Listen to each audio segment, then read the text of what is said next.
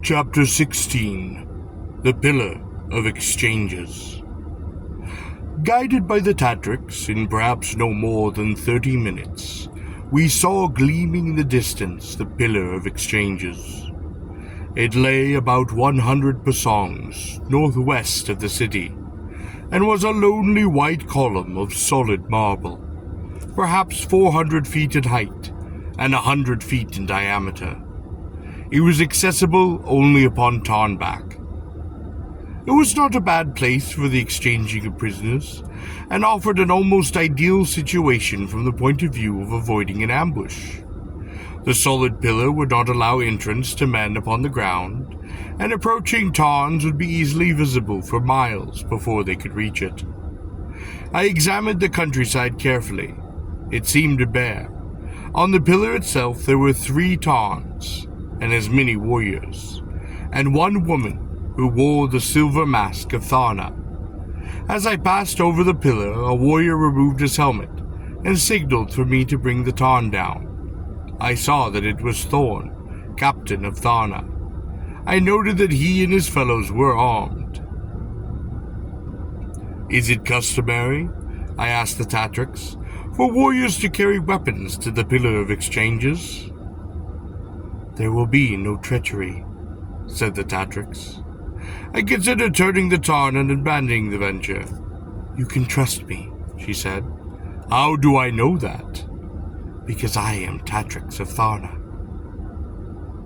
"Forestrap," I cried to the bird, to bring it down upon the pillar. The bird seemed not to understand. "Forestrap," I repeated, more sincerely. For some reason the bird seemed unwilling to land. "Forestrap," I shouted, commanding it harshly to obey. The great giant landed upon the marble pillar, its steel-shod talons ringing upon the stone. I did not dismount, but I held the Tatrix more firmly. The Tarn seemed quite nervous. I tried to calm the bird. I spoke to it in low tones, patting it roughly upon the neck. The woman in the silver mask approached. "Hail to our beloved Tatrix," she cried. It was Dorna the Proud. "Do not approach more closely," I ordered. Dorna stopped, about 5 yards in advance of Thorn and the 2 warriors who had not moved at all. The Tatrix acknowledged the salutation of Dorna the Proud, with merely a regal nod of her head. "All Thorna is yours, warrior," cried Dorna the Proud. "If you but relinquish our noble Tatrix, the city weeps for her return. I fear there will be no more joy in Tharna until she sits again upon her golden throne." I laughed. Dorna the Proud stiffened. "What are your terms, warrior?" she demanded. "Saddle and weapons," I answered. "The freedom of Lena of Tharna, Andreas of Tor, and those who fought this noon in the amusements of Tharna."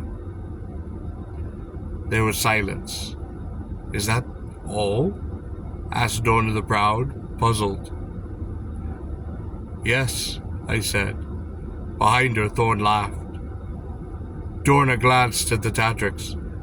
"I shall add," she said, "the weight of 5 Tarns in gold, a room of silver, and helmets with jewels." "You truly love your Tatrix," I said. "Indeed, warrior," said Dorna. "You are excessively generous," I added. The Tatrix squirmed in my arms. "Less," said Dorna the Proud, "would insult our beloved Tatrix." I was pleased, for though I would have little use for such riches in the Sardar Mountains, Lena and Andreas, the poor wretches of the arena, might well profit from them. Lara the Tatrix straightened in my arms. "I do not find the terms satisfactory," she said. "Give him in addition to what he asks the weight of 10 Tarns in gold, 2 rooms of silver, and 100 helmets filled with jewels." Dorna the Proud bowed in gracious acquiescence. "Indeed, warrior," she said, "for our Tatrix would give you even the stones of our walls." "Are my terms satisfactory to you?"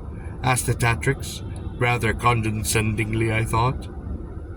Yes, I said, sensing the affront that had been offered to Dorna the Proud. Release me, she commanded. Very well, I said. I slid down from the back of the tarn, the Tatrix in my arms. I set her upon her feet upon the top of the windy pillar in the borders of Tharna, and bent to remove the golden scarf which restrained her.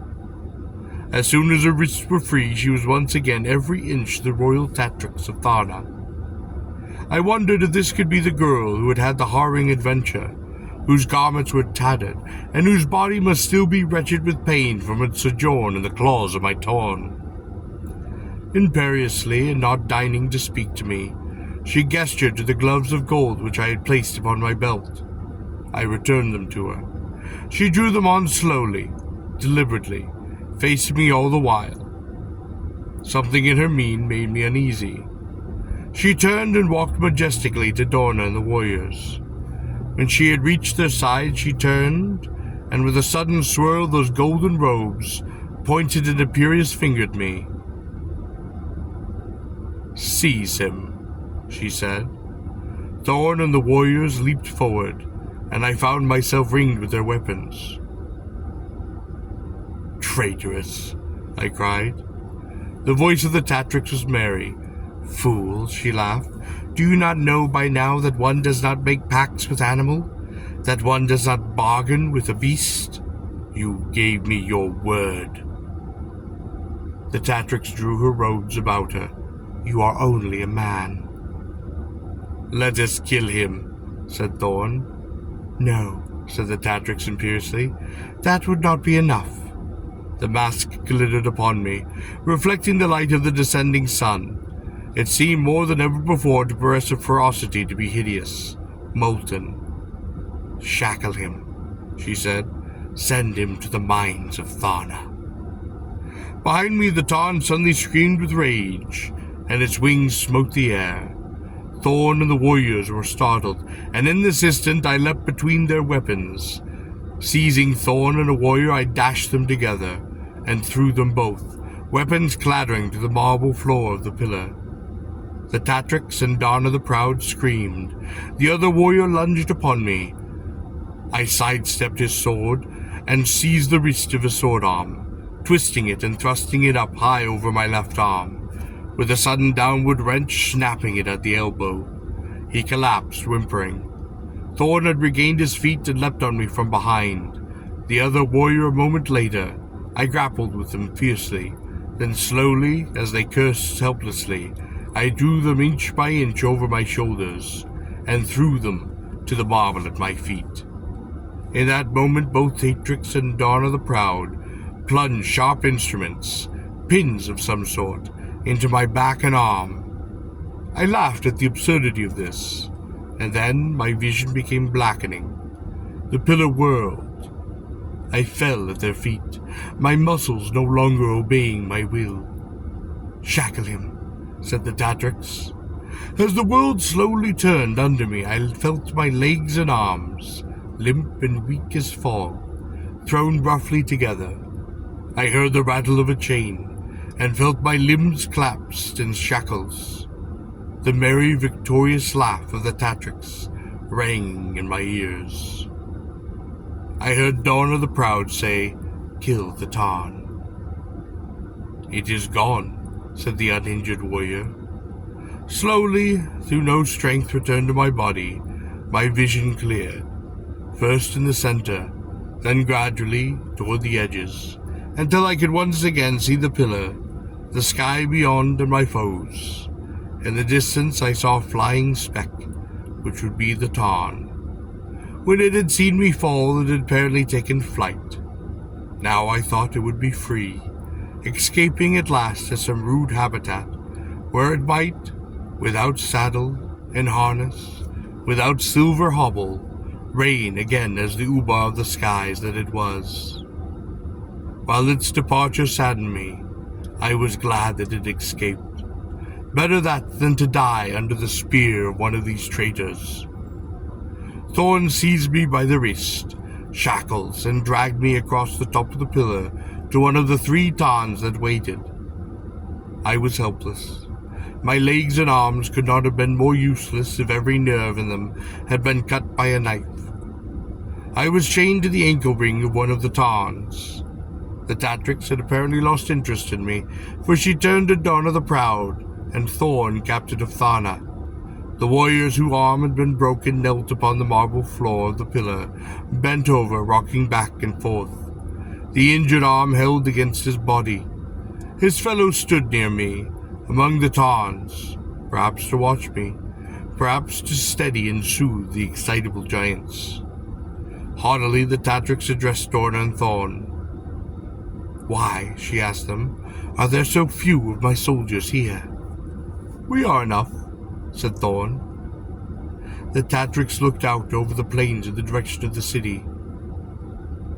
"By now," she said, "lines of rejoicing citizens will be setting out from the city." Neither Dorna the Proud nor Thorn, captain of Thana, answered her. The Tatrix walked across the pillar, regal in those tattered robes. She stood over me, pointing across the plains toward Thana. "Warrior," she said, "if you were to remain long enough upon this pillar, you would see processions come to welcome me back to Thana." The voice of Dorna the Proud drifted across the pillar. "Why not? I think not, beloved Tatrix." The Tatrix turned to her, puzzled. "Why not?" she asked. "Because," said Dorna the Proud, and I could tell that behind that silver mask she smiled. "You are not going back to Thana." The Tatrix stood as if stunned, not understanding. The uninjured warrior now climbed to the saddle of the Tarn, to whose ankle ring I lay helplessly chained. He hauled upon the one strap, and the monster took flight. Painfully I was wrenched into the air, and cruelly hanging by my shackled wrists, I saw the white column dropping away beneath me, the figures upon it, 2 warriors, a woman in silver mask, and the golden Tatrix of Thana.